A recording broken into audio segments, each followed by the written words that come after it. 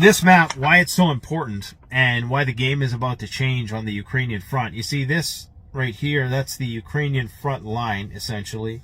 And this is the Crimean Kerch Bridge. The distance from there to there is about 260 kilometers. That's about the same distance as the Storm Shadow missiles that the United Kingdom is going to be sending to Ukraine. In fact, they're likely already there. That means that Ukraine is going to use these to target the Kerch Bridge, the Crimean Bridge, which is potentially going to enable them to at least create a bottleneck of supplies. The Russians are not going to be able to resupply from the mainland as easily, because this is the only way, if in fact they are able to cut off the land bridge, killing the Kerch Bridge is going to be absolutely critical, and this could be a game changer in the conflict. Game changer in the sense that it's going to get nuclear, okay?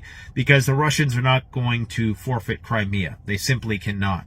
Now, I want you to think about the incremental nature of this mission creep, because every time we send in new weapons, we got to send in more plainclothes guys, mercenaries who are not officially representing the country that these weapon systems are coming from, but they're just, freelance, they're retired, ex-military, whatever. Still obviously working in the interests of NATO hegemony, whatever you want to make of that. And this is the recipe, because you'll notice, and I've noticed this, it's almost as if, and I'm sure this will come out in a leak at some point, that all of this is pre-scripted. Okay, and I'm talking about the rollout of these more lethal, potent weapons systems. These escalatory weapon systems. You'll notice that it's just step by step by step by step. And every step, it's a different country that does it. So you'll have the United States that sends the HIMARS, okay? Then you'll have the French who might send some armored fighting vehicles. Then you'll have the Germans who will send some Leopard tanks. And you'll get the United States will send the gravity bombs with a slightly higher range than the ammunition that they provided originally for the HIMARS. Then you'll have the UK now sending the long-range missiles. And what this staggering does is not only it incrementally draws it out, so it kind of normalizes the new state of NATO support, but it also prevents an immediate nuclear retaliation, or the Russians reacting in such a way which may lead to an immediate escalation. It's actually a pretty intelligent way to go about it. And what this also does is it spreads out the focus of the Russian Defense Ministry. So instead of one sole country providing all the military support, drawing the entire ire of the Russian Defense Ministry, I mean, if it was just the UK sending these missiles and sending the tanks and sending all this stuff, I'm pretty sure that Russia, in spite, whether, the UK is in NATO or not, Russia would have done something to the UK a long time ago.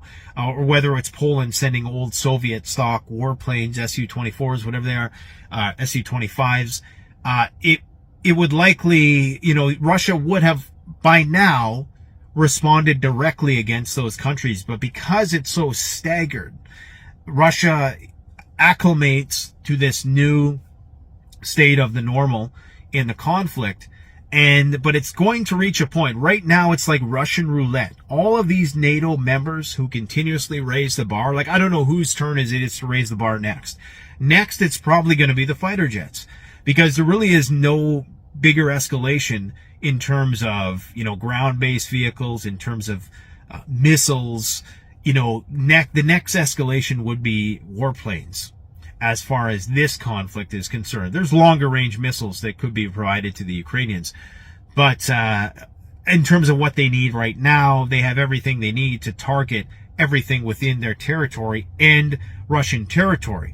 Now, the agreement is that they are not supposed to use these weapons to target Russian territory. They view Crimea as Ukrainian territory, but because it's so incremental, and because they could effectively be targeting certain places in Russia, and if the thing blows up, the Russians can't necessarily say that, it would be hard to prove, and I could be wrong about this, but I'm going to assume that it might be hard to prove, and in the cluster F of war, you know, are the Russians going to be so nitpicky that they're really concerned about one of these missiles hitting somewhere in Bryansk or Belgorod or one of the Russian border states, that is going to be the straw that breaks the camel's back?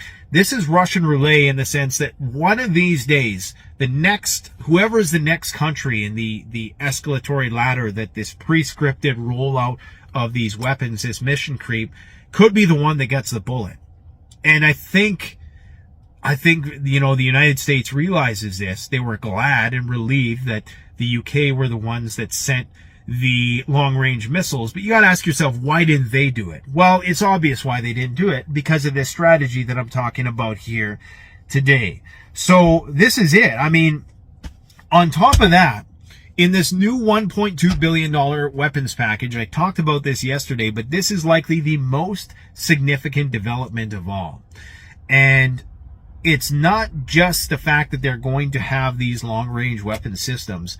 It's that they're also not going to have to rely on their own intelligence and reconnaissance and guidance. They're going to be able to leverage the AWACS planes, the drones that are flying very close to Sochi right now.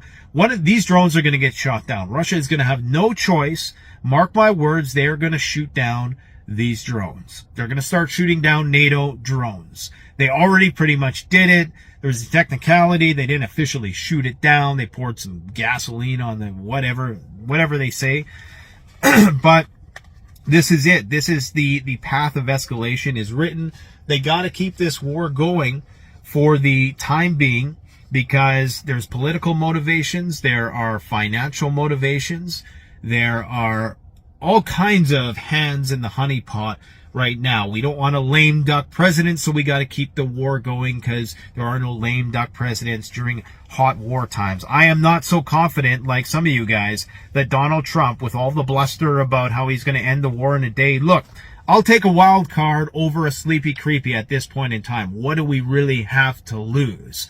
Okay, do I think that Trump and Biden are the epitome, the end all of the greatest minds that we could have running the country? Obviously not. There's 300 some odd million people in the United States. I'm pretty sure that there's somebody out there who, you know, is better than either of these two guys. But what I will say is I'll take a wild card over what we've been doing thus far, because this is a guaranteed path towards World War III that